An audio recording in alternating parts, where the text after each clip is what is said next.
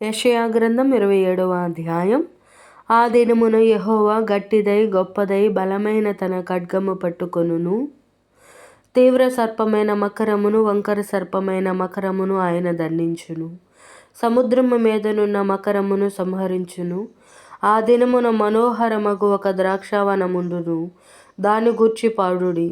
యెహోవా అను నేను దానిని కాపు చేయుచున్నాను. ప్రతి నిమిషమున నేను దానికి నీరు కట్టుచున్నాను. ఎవడును దాని మీదకి రాకుండునట్లు దివారాత్రము దాన్ని కాపాడుచున్నాను.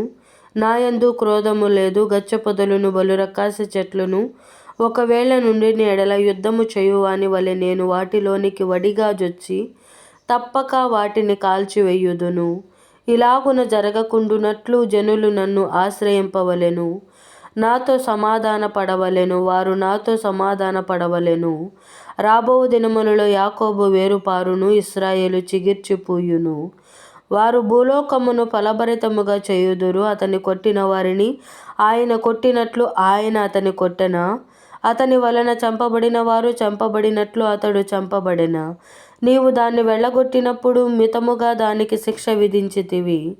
తూర్పు గాలిని తెప్పించి కఠినమైన తుఫాను చేత దాన్ని తొలగించితివి. కావున యాకోబు దోషమునకు ఇలాగున ప్రాయశ్చిత్తము చేయబడును. ఇదంతయు అతని పాప పరిహారమునకు కలుగు ఫలము. చిన్న భిన్నములుగా చేయబడు సన్నపు రాళ్ల వలె అతడు బలిపీఠపు రాళ్లన్నిటినీ కొట్టునప్పుడు దేవతా స్తంభము, సూర్యదేవతా ప్రతిమలు ఇకను మరల లేవవు. ప్రాకారము గల పట్టణము నిర్జనమై అడవి వలె విడవబడును. విసర్జింపబడిన నివాస స్థలముగా నుండును. అక్కడ దూడలు మేసి పండుకొని దాని చెట్ల కొమ్మలను తినును. దాని కొమ్మలు ఎండినవై విరిచివేయబడును. స్త్రీలు వచ్చి వాటిని తగలబెట్టుదురు. వారు బుద్ధిగల జనులు గారు. వారిని సృజించినవాడు వారి యందు జాలిపడడు. వారిని పుట్టించినవాడు వారికి దయచూపడు. ఆ దినమున యూఫ్రటీసు నది ప్రవాహము మొదలుకొని ఐగుప్తు నది వరకు యెహోవా తన ధాన్యమును త్రొక్కును.